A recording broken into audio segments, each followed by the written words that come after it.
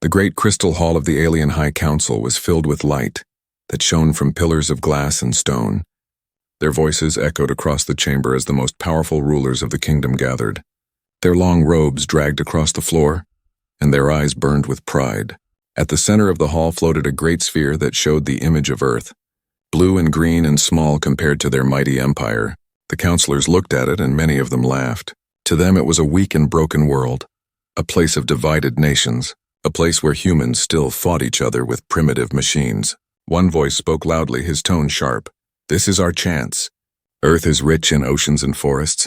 Its lands are wide, its sky unprotected. We will strike and take it in a single move." His words gained cheers from many around the chamber.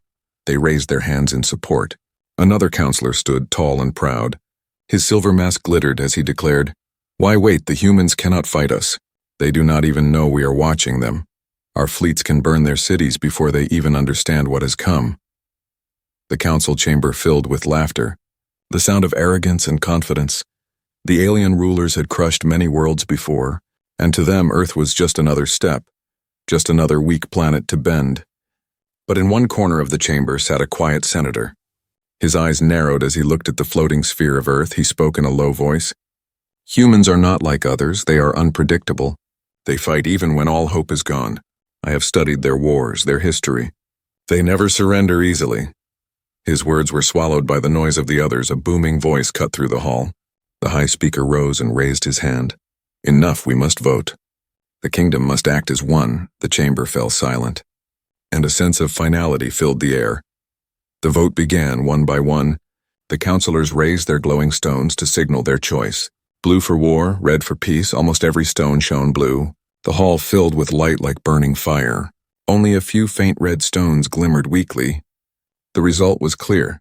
The High Speaker declared, "It is decided, we will invade Earth. The fleets will move at once, the kingdom will grow, and the humans will kneel." Cheers erupted across the hall. The sound of triumph filled the crystal chamber. Far above the council planet in orbit, massive warships floated, their hulls black as night, their cannons sharp and ready. As the order was sent, the ships began to turn, their engines burning with power. Fleets gathered from dozens of worlds, their banners shining with the symbol of the kingdom. The alien people across their empire celebrated. In markets and cities they sang songs of conquest. They cheered for the glory to come. They believed Earth would fall in days. They believed humans would be slaves before the next moon. But deep in the shadows of the chamber, the quiet senator whispered again, "You do not know them, you do not see what I see. This small world will not break as you expect." Yet his voice was drowned by music and shouts. Meanwhile on Earth, night fell over the deserts, where human scientists and soldiers worked in secret stations. Some had noticed strange signals, faint lights moving across the sky that did not match any star. Reports were dismissed by leaders who argued and doubted. Some said it was just space junk. Others said it was only weather. But a few men and women began to worry. In dark control rooms, radios crackled with static. Screens flickered with unknown codes. Whispers spread among scientists that something big was coming, something from beyond back in the alien fleet. Commanders looked down at Earth and smiled. They saw no great defenses, no planetary shields, no fleets in orbit. They only saw scattered satellites and fragile space stations. "This will be easy," one commander said with a cruel grin. "They will not even fight back, they will run and hide." But even as he spoke, somewhere deep inside unease grew, a strange tension that none of them could explain. The order was given, fleets began their journey. The largest invasion armada in the history of the kingdom. Hundreds of warships cut through the darkness of space, their shadows vast and terrible. Stars disappeared behind their wings. On Earth, people lived their normal lives. Unaware of the storm racing toward them, children slept. Cities glowed with light, and the planet turned in silence. In the council hall, the High Speaker closed the vote and looked once more at the image of Earth. His eyes narrowed. "They will fall quickly," he said, his voice filled with pride. But the quiet senator still stared at the small blue world, a world that seemed fragile, but also alive. The chamber lights dimmed, the council left, and the great sphere faded. Yet the senator's whisper lingered in the empty hall. "You have awakened something you cannot control. You will learn that humans do not bow. You will learn the wrath of Earth." And above the stars, the warships moved closer, black giants against the endless sky. carrying the pride of the kingdom and carrying their doom. The first signs of the invasion came in silence far above the blue oceans of Earth. Strange shadows crossed the stars. They moved too steady, too fast, not like meteors, not like satellites. In observatories across the world, astronomers stared in shock. They whispered to each other that new objects had entered orbit. The numbers grew every hour, hundreds of dark ships sliding into position like wolves circling prey. Governments argued in secret rooms. Leaders raised their voices. Some said it was impossible. Others said it must be a trick. But outside their windows, the night sky had already changed. Thousands of people noticed strange moving stars. They took photos and videos. They asked questions no one could answer. In one desert command bunker, a general slammed his fist on the table. "They are not human ships and they are not friendly." His voice carried fear. Screens flickered with images of the alien fleet, black as shadows glowing faintly with strange energy. Then a message came. A signal so strong it burst across every channel. Every radio, every satellite link. A deep voice spoke in harsh alien words. Translated quickly by machines. "Humans of Earth, you are weak. You are divided. Kneel before the kingdom. Surrender your world or be destroyed." The message repeated again and again. Like thunder in the sky on the streets of cities, people froze. They listened with pale faces. Some cried, some shouted, some prayed. For the first time in history, every nation heard the same voice. The alien fleet fired no weapons yet. They only waited, orbiting like giants of iron. Their commanders certain that humans would surrender quickly. But in one hidden base, a human scientist whispered, "We will not bow. We have one chance." His team worked on wreckage from a crashed alien probe found months earlier. They had studied it in secret, and now, as the invasion began, they prayed their discoveries would matter. The first shot of the war did not come from the aliens, it came from Earth. A missile defense battery locked onto a small alien scout ship that had descended too close. The missile streaked through the night and struck with a blast of fire. The alien ship fell burning into the sea. For a moment, the world cheered. People saw fire over the ocean and shouted with hope. But the alien commanders only laughed. "One ship lost means nothing. We will show them what war is." The fleet moved. Warships descended through the atmosphere. Their engines roared like storms. The sky burned with fire as the first wave came down. Cities shook as the alien craft hovered above them. Their shadows covered entire streets. Beams of energy tore through towers. Fire spread, screams filled the air. Humans ran for their lives. But even in the chaos, resistance began. Soldiers fired rockets. Tanks rolled into the streets, jets flew into the sky. Their weapons small against alien armor. Yet they still struck, still fought, still clawed at the giants above. An alien commander watched from orbit. Confused. Why do they fight? Their weapons cannot harm us. They should surrender. But his second officer replied in a low voice, "They do not know how to surrender. They are different." In one ruined city, survivors dragged wounded soldiers into shelters. Old rifles were handed out. Even children carried water and supplies. The human spirit burned brighter than the flames around them. The aliens began to notice something strange. Their troops were strong. Their weapons advanced. But every street cost them lives. Every house hid fighters. Every alley turned into an ambush. Reports flooded the alien command ship. Resistance heavier than expected. Humans using primitive jets. But losses increasing. Humans using submarines. Attacking supply craft, humans adapting quickly. The words made the commander frown. From space, Earth did not look weak anymore. The planet glowed with fire. But every fire meant humans were still fighting. The aliens sent a second wave, larger than before. Warships blacked out the sky. The ground shook with their weapons. But even then, humans would not stop in the mountains. Guerrilla fighters struck from caves in the seas. Submarines torpedoed alien transports. In the deserts, rockets streaked into the sky. One alien ship after another fell. Not easily, but enough to spread doubt. The Alien High Council watched the invasion feed from across the galaxy. They expected to see triumph. Instead, they saw stubborn resistance, small victories of humans that made no sense. One counselor muttered, "This was supposed to be a quick conquest." But the quiet senator, the one who had warned them, only closed his eyes and whispered, "I told you they will not kneel." Back on Earth, the invasion spread, whole regions burned. Yet the humans united like never before. Nations that once hated each other now shared weapons. Armies that once fought each other now fought side by side. A pilot flew his jet straight into an alien gunship, sacrificing his life but taking the enemy with him. His last words were heard on radio. For Earth, his sacrifice became a symbol. Shared across the world, the aliens had expected fear, but what they found was fury. What they found was humans fighting with every breath. As night fell, cities glowed red with fire. Alien warships still hovered, their shadows vast, but somewhere in the smoke, hidden from their eyes, the first human counterattack was being prepared. The war for Earth had begun, and it would not end as the kingdom expected. The alien commander stood on the bridge of his warship, his golden armor shining in the dim light. Outside the windows of steel and glass, Earth spun quietly below, but his reports did not match the calm view. "Losses continue," his officer said, his voice shaking. "They strike us with old machines. Jets, submarines, even guns that should not matter. But they keep killing our soldiers." The commander's fists tightened. It was not supposed to be like this. The kingdom had fought great powers before. Worlds with fleets, worlds with shields and mighty weapons, yet none of them fought like humans. These humans had no great fleet, no advanced weapons, and yet every battle felt like drowning in fire on Earth. The streets of ruined cities were filled with smoke, but still humans moved like shadows. A burned-out car became a barricade. A broken bridge became a trap. Soldiers hid in the rubble and struck from the dark.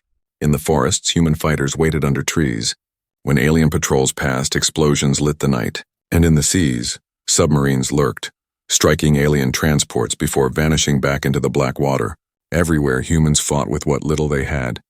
And yet somehow it was enough to make the aliens bleed. One alien soldier wrote in his field log, "They do not know how to stop. Even their civilians throw stones. Even their children scream with defiance. We burn their homes and still they come for us." The log was never meant for command, but it spread across the fleet. Whispers grew in a mountain base. Human generals studied alien wreckage, their hands dirty with oil and ash. "We cannot match their power," one said, "but we can break their pride." They turned every piece of broken alien metal into new weapons, crude but deadly. Above them, the alien commander shouted in frustration, "Why do they fight? Why do they not fall? They are only one world." But in his heart, a new fear began to grow in the ruins of a city. A squad of humans fired rockets at a descending alien gunship. Flames ripped across its hull. It crashed into a tower. The blast shaking the ground, the soldiers cheered with tired voices, but their eyes burned with fierce hope. Broadcasts spread across Earth, shaky videos of victories, a jet slamming into a warship, a squad of farmers turning tractors into armored machines. Every small act became a spark, and the spark spread like fire across the world. The aliens grew restless. Their commanders told them humans were weak, but now every soldier knew the truth. Humans were something else, something dangerous in orbit. The alien commander ordered another attack, a massive bombardment on a human city. The sky turned red with fire. Thousands died, but when the smoke cleared, survivors crawled from the ruins, coughing, bleeding, but still raising weapons. The commander slammed his hand against the console, his voice low. "They are not supposed to do this. No world does this." He thought of the vote in the High Council, of the arrogance of the cheering crowds. Now he felt only doubt. Meanwhile, deep underground, human scientists tested a stolen alien rifle. They pulled it apart, rewired it, tried to fit human power cells. The weapon sparked, then fired. Tearing a hole through steel, the room filled with gasps. "We can use their fire," one whispered. "We can make it ours, slowly, painfully." Humans began to change the balance, not with great fleets, but with stolen pieces of the enemy turned into their own weapons. On the front lines, an alien soldier shouted in fear as human rockets slammed into his squad. He had never seen such madness. Soldiers charging even when half-burned, even when dying. They fought with rage that made no sense. His commander told him to advance. But he whispered to himself, "These humans are not prey. They are something else." In space, the kingdom's warships still outnumbered Earth's defenses 100-1. But fear spread faster than orders. Rumors grew. The humans cannot be broken. The humans fight with wrath in one secret human bunker. A young officer looked at the maps glowing red with alien positions. His hand trembled as he drew new lines. "We will strike here and here and here. They will think we are weak. But we will cut them apart piece by piece." The generals nodded. The plan was desperate, but desperation had become their greatest weapon. That night, as alien warships floated above the oceans, small human subs rose in silence. Torpedoes fired. Flames erupted in the waves. One great alien cruiser tipped and sank. Thousands of tons of steel swallowed by Earth's sea. The humans cheered in the dark. Reports returned to the alien commander. His eyes widened. A cruiser destroyed by what? By water machines, disbelief echoed across the fleet. From orbit he looked down at the burning planet and whispered, "We thought them weak, but they are the storm." Across Earth, fires burned, but so did defiance. Humanity had been struck, but instead of breaking, they grew sharper, stronger, more united. And in the alien capital, the quiet senator who had warned them all sat alone, watching the invasion feed, his face grim. "You thought they would kneel, but now you will see their wrath. And it will not end with Earth." The war had only begun, and already the kingdom's pride was breaking. The desert night was cold. The wind carried sand across the ground, but under the earth, hidden in a vast bunker, lights burned bright. Scientists and engineers worked without sleep, their hands trembling with both fear and hope. They had something no human had ever touched before. On metal tables lay the broken remains of alien weapons and machines, scavenged from wrecked ships and fallen soldiers. Wires sparked. Strange glowing crystals hummed with energy. The humans studied every piece like hungry wolves searching for meat. One scientist whispered, "If we can copy even a little, we can fight them in their own language." In another chamber, human generals leaned over maps filled with red markers. Each marker showed alien warships in orbit. "Each one a death sentence. We cannot wait," a general said, his voice sharp. "If we wait, we lose. If we strike, maybe we live." His words filled the room with silence, then nods. Above them in the black sky, alien fleets moved like mountains of steel, their commanders confident, their ships powerful. They laughed at the idea of humans ever taking the fight to space. To them, Earth was trapped. But the first human counterstrike was already being built.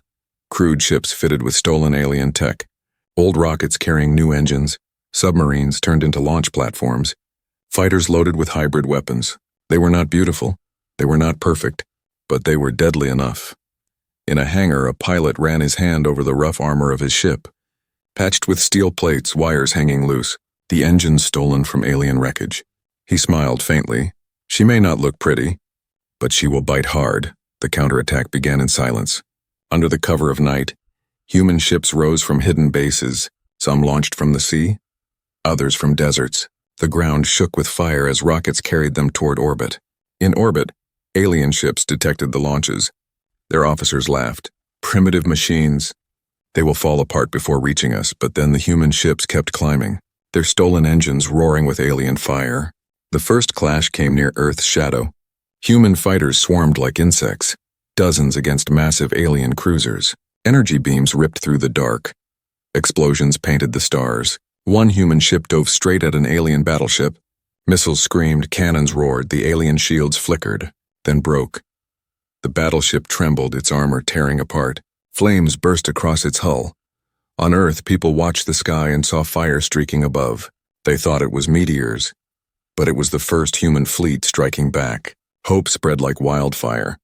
An alien commander shouted across his bridge, "Impossible, their machines are too weak. How are they breaking our shields?" His officers gave no answer, for they had none. In the middle of the battle, one human pilot's voice crackled through radio, calm and fierce, "When we are not running anymore, we are coming for you." His ship slammed a missile into the heart of a warship. The blast split the giant vessel into two burning halves. The aliens reeled, their pride shook. Never had a primitive world struck them so hard. Never had a weak planet turned into a predator. Back in the desert bunker, scientists watched the data from the fight. Their crude weapons working, their hybrid machines striking harder than anyone dreamed. "It works," one cried. "It really works." Their voices filled with tears of joy and exhaustion. The alien fleet retreated slightly, regrouping in higher orbit, their commanders furious, sending orders across the stars for reinforcements in the kingdom's capital. The High Council sat in shock as the battle reports came in. A battleship lost, a cruiser destroyed. Humans cannot do this, it is a lie. But the quiet senator only shook his head. "It is not a lie, it is their wrath." On Earth, celebrations broke out even in ruined cities. People shouted into the night sky, "We fight back! We fight back!" Candles burned in windows. Prayers turned into vows, but amid the cheering, the generals stayed cold. They knew this was only the beginning. The counterstrike had hurt the aliens, but it had also revealed Earth's hand. The kingdom would not forgive. They would return with greater fire. In orbit, wreckage floated like dark stars, pieces of alien ships spinning silently, proof that the invaders were not invincible, proof that humanity could reach beyond its limits. The alien commander stared at the burning remains of his battleship, his voice heavy. They were supposed to kneel, not strike, not kill us. For the first time, fear entered his heart. On Earth, the young officer who had drawn the counter-strike plans stood on a balcony, the night sky glowing faintly with fire. He whispered to himself, "This is only the start. They wanted a war. Now they will have one." And in the deep sea, more submarines prepared new weapons. In hidden mountains, new ships were being fitted. Humans were learning faster than anyone thought possible. Each day they grew stronger. Each night the kingdom's pride weakened. The counterattack was not the end of the war. It was the spark that lit the fire, the signal to the stars that humanity was not prey, but hunter. The kingdom had come to break Earth. But Earth had struck back, and the wrath of humankind was only beginning. Alien cities glittered under twin suns, their markets loud with music and light. The people of the kingdom walked proudly, sure of their empire's power, but that pride began to crack when the invasion reports arrived. On giant crystal screens in the capital, news spread like fire. Images of burning alien warships filled the sky. One battleship shattered. One cruiser sunk into the oceans of Earth. The crowds fell silent. Whispers rose. "How can this be? Humans are nothing. Humans are weak." Their voices trembled with fear. The High Council gathered once again in the Great Hall. The High Speaker's voice was sharp and angry. "Our fleets are strong, our armies are countless. Yet this small planet fights us as if we are nothing. How dare they?" But beneath his rage lay doubt. The quiet senator, the one who had warned them, finally stood, his words slow and heavy. "You believed they would kneel, but they have risen. You believed them broken, but they are uniting. Every attack only makes them stronger. Every fire only hardens their will," his warning echoed. But most turned their heads, unwilling to listen. Back on Earth, the ruins of cities became fortresses. Rubble turned into walls. Broken ships turned into weapons. Soldiers and civilians fought side by side, their eyes filled not with fear but with fury. Broadcasts spread across the human world, not messages of surrender but messages of defiance. Old radios carried voices saying, "We will fight to the last breath. We will not bow." Children painted broken alien ships on walls. Elders told stories of survival. Humanity had become one family under fire in orbit. Alien commanders shouted at their crews, "We are the kingdom, we cannot lose. Hold the skies," but fear spread in whispers. Soldiers looked at each other and saw doubt. They had been promised an easy victory. Instead, every day brought more deaths. In the camps, alien soldiers shared stories. One whispered, "I saw a human pilot fly straight into our ship. He burned with us, but he smiled as he struck. They fight like no enemy I have known." Another muttered, "They rise again and again, as if death itself cannot stop them." Their voices carried unease. The High Council sent orders for reinforcements. More fleets, more soldiers, but the cracks had already begun. The people of the kingdom no longer cheered. They no longer sang songs of conquest. Instead, they watched the skies and wondered if their empire had awoken something far too dangerous. In secret chambers, some counselors whispered of peace. "We should retreat, we should leave Earth before it destroys us." But pride was heavy, and the speaker silenced them. "To retreat is to shame the kingdom. We will crush them with everything we have." His words rang hollow. On Earth, human scientists worked without rest. Every piece of alien wreckage was studied. Every broken rifle turned into a new weapon. Tanks carried alien cannons. Jets flew with stolen engines. Humanity was changing, faster than anyone thought possible. In a ruined city, a boy held a rifle too big for him. His hands shook, but his eyes were steady. When an alien patrol came, he fired without fear. His small act inspired fighters around him.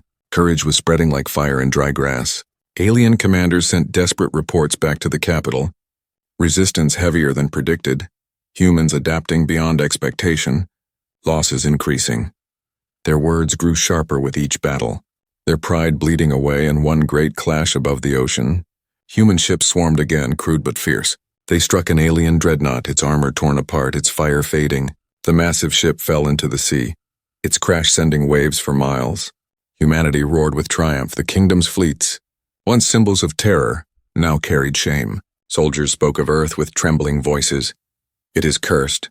It is a world of wrath. Back in the council chamber, the quiet senator spoke once more. You thought you could break them, but instead you have built them. Your war has given them unity. Your fire has given them strength, and your pride has given them fury. His words hung heavy, yet again ignored, but the truth was spreading.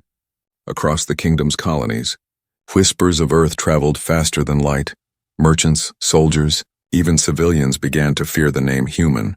On Earth, survivors gathered under broken skies. They lit fires in the dark. They sang old songs. They raised their fists and shouted into the night. We are still here, we are alive, and we will never kneel. The sound carried across ruins like thunder. Alien spies watched and reported. They do not act like prey, they act like hunters. But their warnings were buried by prideful leaders. The alien empire had built itself on fear, crushing weaker worlds. But now it had found something different, something it could not understand. A world that refused to break, a species that grew sharper under pain.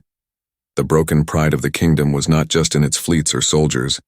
It was in its very heart. The people began to question, the soldiers began to whisper, the commanders began to fear, and Earth, scarred but unbroken, was only just beginning its rise. The wrath of humanity was no longer a warning. It was a storm, and it was coming for the kingdom. The night sky above Earth no longer belonged only to the invaders. For the first time, human warships of their own design drifted among the stars, crude, patched together but alive, each one carrying men and women who had sworn they would never bow. In hidden bunkers, humans had cracked alien maps, stolen from wreckage and broken computers.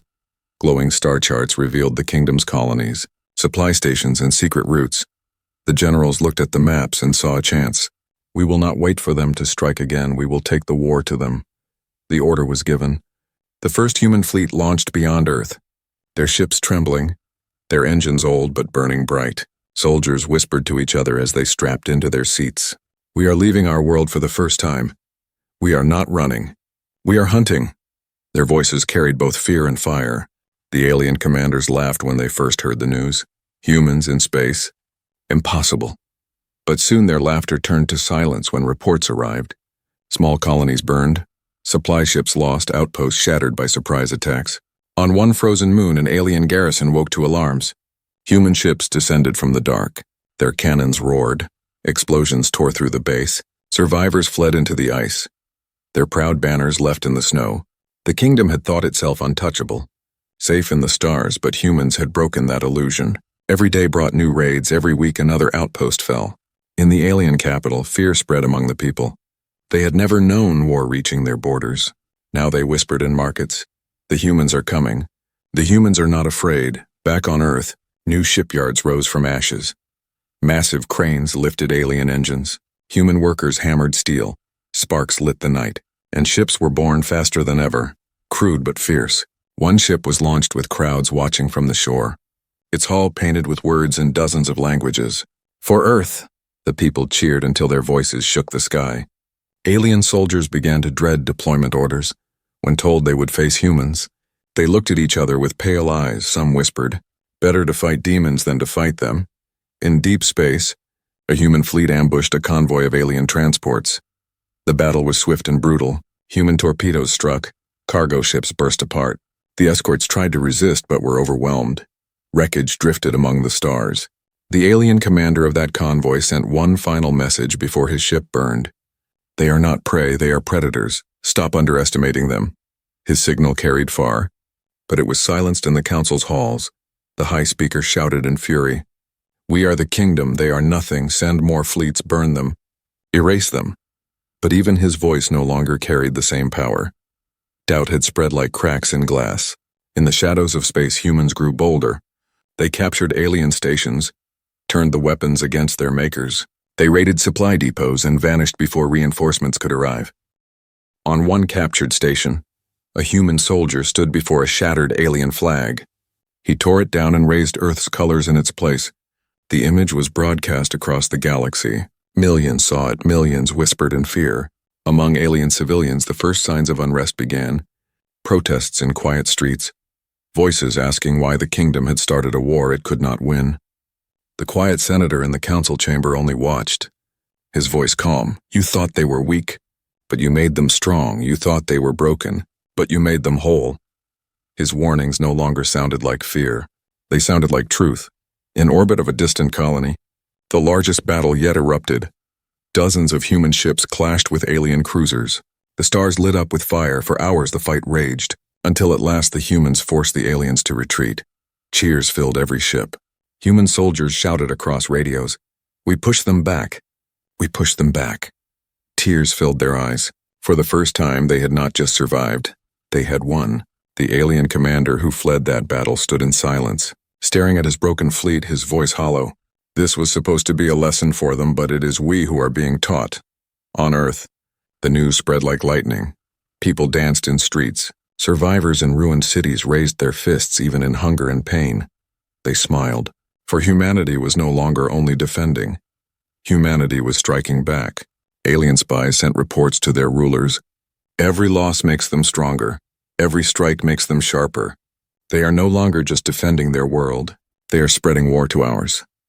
But their warnings were ignored by leaders blinded by pride. The truth was clear to every soldier who had faced them. Humans were no longer the hunted. They were hunters among the stars. The war across the stars had begun, and the kingdom that once ruled without question now trembled at the name of Earth. The wrath of humanity was growing, and soon no world in the kingdom would feel safe. The kingdom had grown desperate. Fleets shattered, colonies burned, soldiers whispering in fear. The High Council could no longer ignore the truth. Humanity had become a storm, and that storm was spreading across the stars. In secret shipyards orbiting their core worlds, the kingdom built a weapon unlike any other, a warship so vast it blotted out the sun, its core powered by stolen stars, its cannons able to tear a planet apart. The engineers called it the Crown of Fire, and the High Speaker declared, "With this, Earth will be ash." Whispers of the superweapon reached human spies. Signals cracked through stolen alien radios. Scientists listened with pale faces. "If they finish this ship, nothing can stop them," one whispered. "It could end us all." The generals gathered in a hidden base, their eyes heavy but burning. "We cannot wait for it to come to Earth. We must strike it before it is ready," one said. Another answered, "But their fleets will guard it with everything they have." Silence fell. Then the young officer who had planned the first counterstrike spoke. "Then we fight with everything we have too." The call went out across the ruins of Earth. Across hidden stations in space, every ship was summoned. Every pilot, every soldier, every submarine that could launch rockets, every fighter that could still fly. Humanity was preparing for the largest battle in its history. Families wept as soldiers left. Children pressed hands against glass as transports rose into the sky, but none begged them to stay. Every heart knew the war was for survival, for more than survival, for wrath. In orbit of Earth, hundreds of crude human ships gathered, patched with alien parts, glowing with stolen engines, their hulls scarred but proud. On every deck, men and women stood ready, some trembling, some smiling, all united. The alien fleets came first, vast armadas cutting through the dark, their banners shining, their voices loud with rage. "This is the final strike. This is where humanity ends," their commanders roared. But deep inside, doubt gnawed at them. Then the Crown of Fire appeared, sliding from a portal of flame larger than mountains, its weapons glowing like suns. Even human soldiers froze for a moment, staring at the giant that could end their world in one shot. The battle began with thunder, Earth's skies filled with fire. Alien warships descended in waves. Human ships rose to meet them. Missiles screamed, beams cut the night. Explosions painted the heavens red. In one moment, an entire squadron of human fighters was wiped out, their voices cut in static. But in the next moment, a human cruiser rammed an alien dreadnought, the blast ripping both apart. The pilots shouted with their last breath. For Earth, the battle raged above cities and oceans. Civilians on the ground looked up and saw stars vanishing behind fire. Prayers rose, but so did cheers. They knew their fleets were giving everything. The Crown of Fire charged its main cannon. The glow spread across the sky. Soldiers watched with dread as the beam prepared to fire. But human submarines hidden in the ocean launched their last missiles. The torpedoes tore into one of its cooling towers. The weapon's beam flickered, its power cut short, the blast tearing open part of its hull instead. The giant did not fall, but it shook, and for the first time, alien commanders realized it could be hurt. Human fleets pressed harder, every ship pushed to the limit, old engines burning, cannons overheating. But no one stopped. No one turned. On the alien bridge of the Crown of Fire, officers shouted in panic, "They are everywhere! They will not stop." The commander's voice cracked. "Hold the line, crush them!" But even he could not hide the fear. In a desperate move, Human Command ordered their largest ships to ram the Crown directly. 3 cruisers, patched and scarred, charged forward, their captains silent, their crews singing as they went. The impact tore open another section of the giant ship. Explosions lit the void. The aliens screamed in disbelief. "They destroy themselves just to wound us. What kind of enemy is this?" But the humans already knew the answer. They were the kind of enemy who would never kneel on the ground. Civilians saw pieces of alien wreckage fall like burning meteors. Crashing into seas and deserts, every impact was proof that the invaders could bleed. The battle lasted through the night. Fleets reduced to wreckage, space filled with drifting steel. But when dawn came, Earth still stood, scarred but alive. The Crown of Fire, crippled and broken, limped away into the stars, escorted by what little remained of the kingdom's fleet. Their pride shattered once more. On Earth, the survivors cheered, tears streaming, hands raised to the sky. They knew the war was not over, but they also knew they had faced the greatest weapon of the kingdom and had endured. In the alien capital, silence filled the council hall. No cheers, no songs, only fear. The high speaker trembled as he whispered, "If they can stand against the crown, then what else can they do?" The quiet senator only answered, "Now you will see, now they will come for you." The tide had turned. The kingdom was no longer the hunter. Humanity had taken that place, the wrath of Earth was rising, and the stars themselves would soon tremble. The smoke of battle still drifted across Earth's skies. Cities burned, oceans churned, but the planet still stood. Humanity had not been broken. The alien fleets had retreated, and their mighty crown of fire limped away into the dark. On the ground, survivors crawled from ruins. They looked to the heavens, where wreckage glowed like falling stars. Every fragment was proof that the kingdom could bleed, proof that humans could stand. Voices rose in chants. "We are still here. We are still alive." The sound carried through shattered streets like thunder. In orbit, the last human ships returned, their hulls scarred, their engines failing, but their banners raised high. Pilots stepped onto the ground and were lifted on shoulders, not as soldiers but as heroes. Even the wounded smiled. Even the dying whispered. We did not kneel. But in the war rooms, the generals did not celebrate long. Maps glowed with red, showing the kingdom still vast. Still filled with fleets and colonies, one officer said, "If they come again, it will be with all they have." Silence followed. Then the young strategist who had once been ignored spoke. "Then we do not wait. We take the war to them." His words burned into every ear. Soon shipyards rang with hammers once more. New vessels rose from the ashes, patched with alien steel, powered by hybrid engines, crude yet strong. They were not built for defense anymore. They were built for conquest in secret hangars. Humans trained for missions beyond their world. Soldiers studied alien languages. Engineers learned to hack alien systems. Spies were prepared to slip behind enemy lines. Humanity was no longer fighting for survival. Humanity was preparing for victory. The first strike came swift and merciless. A human fleet leapt through stolen jump drives and descended upon a kingdom colony. The defenders had not expected retaliation. They believed Earth too weak, but within hours their garrisons burned. Human flags rose above their fallen towers. News spread like fire across the galaxy. The humans have left their world. The humans strike us now. Alien civilians trembled. Soldiers refused deployment. Whispers turned to fear. The kingdom's people realized their empire was no longer untouchable. On Earth, the broadcasts carried images of the victories. Survivors cheered in ruined cities. Children shouted with joy, even in hunger and ashes. The fire of hope grew brighter. The alien High Council sat in silence. The High Speaker pale and broken. "We should have crushed them when we had the chance, now they rise again." The quiet senator only lowered his head and whispered, "It is too late, you have awoken them, and they will not stop until you are ashes." In deep space, more human fleets gathered. They struck at trade routes. They burned supply lines. They raided colonies. Each battle spread panic. Each victory made them stronger. The galaxy had never seen such fury. Alien soldiers began to surrender rather than fight. Their commanders shouted, "Stand firm!" "Fight," but the soldiers only whispered, "Against humans." There is no victory. On one distant world, Human forces stormed the throne of a provincial governor. The alien ruler begged for mercy, but the human commander only said, "You gave none when you came to us," and the banners of the kingdom fell into the dust. The empire that had ruled for centuries now cracked like glass. Fleets shattered, colonies lost, its people afraid, and through it all, Earth stood as the center of a new fire, scarred, wounded, but unbroken. Their voices carried into the stars. "We will not bow. We will not forgive."